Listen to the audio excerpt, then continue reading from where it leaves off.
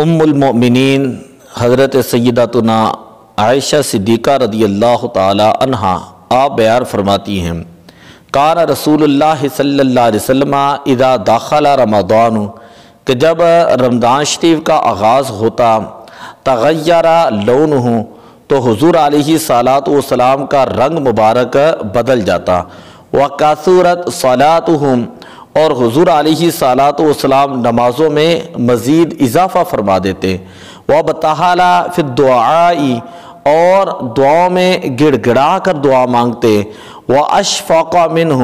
اور عاجزی کرتے اور اللہ تبارک و تعالی سے ڈرتے۔ شعب الایمان حدیث نمبر 3353 ہے۔ تو اس حدیث سے پتہ چلا کہ رمضان کی تیاری کیسے کی جاتی ہے کہ جب رمضان شریف آتا تو نبی اکرم صلی اللہ علیہ وسلم حق عبادت کے احساس سے آپ کا چہرے مبارک کا رنگ جو ہے وہ تبدیل ہو جاتا اور آپ اللہ تبارک و تعالی کی عبادت کے اندر کثرت کے ساتھ مشغول ہو جاتے، نوافل کے اندر، نمازوں کے اندر، اور گڑ گڑا کر عاجزی اور انکساری کے ساتھ اللہ تبارک و تعالی سے آپ دعا مانگتے۔ دوسری روایت یہ ہے کان رسول اللہ صلی اللہ علیہ وسلم اذا داخل شہر رمضان کہ جب رمضان المبارک کا مہینہ داخل ہوتا تو حضور علیہ الصلاۃ والسلام شد مئزارہ تو آپ عبادت کے لیے کمر بستہ ہو جاتے ثم لم یأتی فراشہ پھر حضور علیہ الصلاۃ والسلام دوبارہ بستر کے اوپر تشریف نہ لاتے حتی ینسلخ یہاں تک کہ رمضان المبارک جو ہے وہ گزر جاتا۔ تو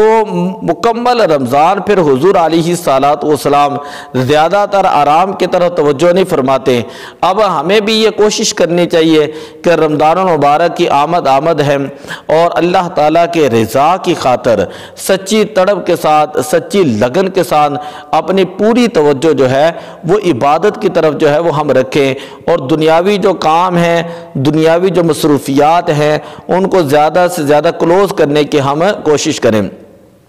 ایک بزرگ سے کسی نے کہا کہ آپ بتائیں کہ سچی طلب کسے کہتے ہیں؟ ان بزرگوں نے کہا کہ آج رات آپ ہمارے پاس رہیں، جب صبح اٹھیں گے تو میں آپ کو بتا دوں گا سچی طلب جو ہے وہ کسے کہتے ہیں۔ رات کو شیخ نے اپنے خادموں سے یہ کہا کہ یہ جو مہمان ہے اس کو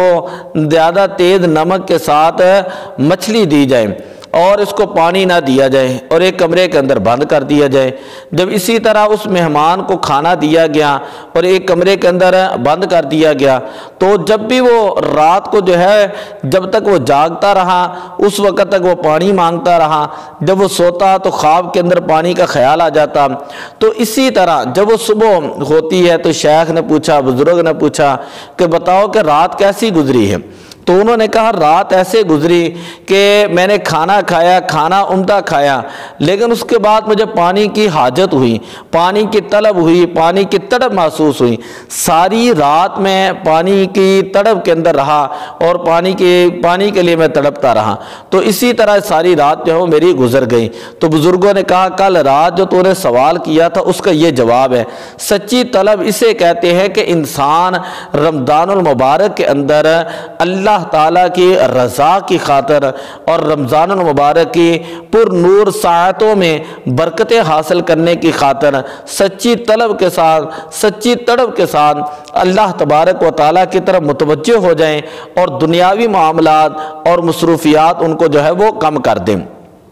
حضرت سیدنا داتا علی حجویری المعروف گنج بخش رحمۃ اللہ تعالیٰ علیہ آپ کشف المحجوب میں روزے کے آداب کے حوالے سے لکھتے ہیں، جن کا خلاصہ یہ ہے کہ کھانے پینے اور خواہشات سے بچنے کے ساتھ ساتھ ہر عضو کو شریعت کی خلاف ورزی سے بچانا بھی یہ روزے کے آداب میں سے ہے۔ پھر لکھا کہ مجھے خواب میں نبی اکرم صلی اللہ علیہ وسلم کی زیارت ہوئی، میں نے عرض کی یا رسول اللہ صلی اللہ علیہ وسلم اوصنی، مجھے کوئی نصیحت فرمائیں، یعنی ایسی بات فرمائیں کہ جو میرے لیے دونوں جہانوں میں کامیابی کا ذریعہ بن جائے۔ تو آپ صلی اللہ علیہ وسلم نے فرمایا احبس حواسا کا، اپنے حواس کو روکو، یعنی اپنی زبان، آنکھوں، کانوں اور ہاتھوں کو گناہوں سے محفوظ رکھ لو۔ کشف المحجوم اور اس میں رمضان کا جو باب ہے، روزے کا باب ہے، اس باب کے اندر داتا صاحب یہ بات جو ہے وہ بیان فرماتے ہیں۔ تو اس لیے ہم سب کو یہ چاہیے کہ شعبان المعظم جو ہے اس کے آخری ایام کی طرف جو ہے وہ جا رہے ہیں اور رمضان مبارک کی آمد ہے، تو رمضان مبارک کے استقبال کے لیے ہم پوری توجہ کے ساتھ، اخلاص کے ساتھ، للہیت کے ساتھ قرآن پاک پڑھیں، اللہ کی عبادت کی طرف مائل ہوں، تو پھر دیکھیں کہ اللہ تبارک و تعالیٰ کے انوار و تجلیات، اللہ کی رحمتیں، اللہ کی برکتیں وہ ہمارے طرف کس قدر جو ہے وہ متوجہ ہوں گی۔ دعا اللہ عمل کی توفیق عطا فرمائے۔ الصلاۃ والسلام علیک یا رسول اللہ وعلی آلک و اصحابک یا حبیب اللہ۔